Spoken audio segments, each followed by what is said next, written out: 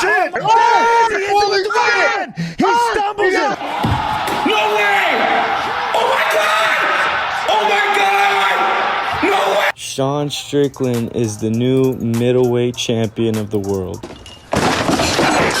Yes, he actually did it. As crazy as it sounds, that's our new reality this past Saturday night in Australia. Izzy with the titties, I gotta fight you. What's up, you guys? I'm doing a small little breakdown of UFC 293. Give my thoughts and where I could see these superstars potentially head next. Please, you guys, like the video, comment, and subscribe, letting me know your guys' thoughts. So right off the bat, the story of last night was obviously, Sean Strickland. Wow, what he did to Israel Adesanya, it's just wow. One of the biggest upsets in UFC history. I feel like definitely the biggest upset of the year by far. And to think that, many people were not giving Sean a single chance, and for him to dominate Izzy like that, the way he dropped him in the first and then, went ahead and, just dominated him for the next couple rounds. Wow, just super impressive. And man, I couldn't be happier for Sean. I had a huge, smile on my face as they were announcing the winner, as the fight was ending. God, that's just so insane what he was able to, achieve. It just goes to show, man, never count anyone out. And if you really want to, achieve your dreams, anything is possible in this world. But other than that heartwarming message, man, this has really divided the community. A lot of people don't know what's going to happen next. Dana White, after the fight, he came out in the presser and he says, you know what, you do the immediate rematch. I think you do the rematch, absolutely. The rematch is interesting. And I see a bunch of people in the community saying, you know what, actually, that makes sense, give Izzy the rematch. But the majority of the community actually don't want to see that. I don't think he had an off night. I think he looked off because Sean shut him down. And that's super surprising to think that Israel Adesanya, the guy that, many people carried as, the middleweight GOAT, he's no longer going to be in the title picture moving forward. But like I said, that's just what the people want. In terms of what the brass wants, obviously it's an immediate rematch. And obviously you got to think that's what the UFC wants. If we backtrack and kind of put this in the timeline before this fight, you got to think like Dana was thinking, okay, Adesanya's just going to starch Sean Strickland, and then we have that potential massive fight between him and Dricus du Plessis, which is option number one.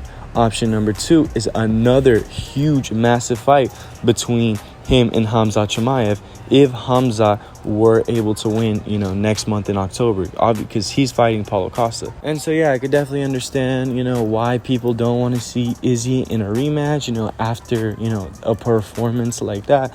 But you just got to understand, like, Dana at the end of the day and the UFC are going to do, what they want to do what's best for business. So probably a rematch is what's going to happen. That's very interesting, though, because I really do wonder where that leaves, Dricus du Plessis, Hamza Chimaev, Jared Cannonier, all these top contenders at middleweight. What do you do with them? Because me just assuming what could happen, I'm not too sure, to be completely honest with you. We know that, the UFC love Hamza, they think that he's a star, obviously, if they could fast track him to the title, that's what they're going to go ahead and do. But, Dricus du Plessis, deserves a title shot, after what he was able to do to Robert Whittaker, which no one thought possible. He was in the same, boat as Sean Strickland. No one gave him a chance, and look what he was able to do.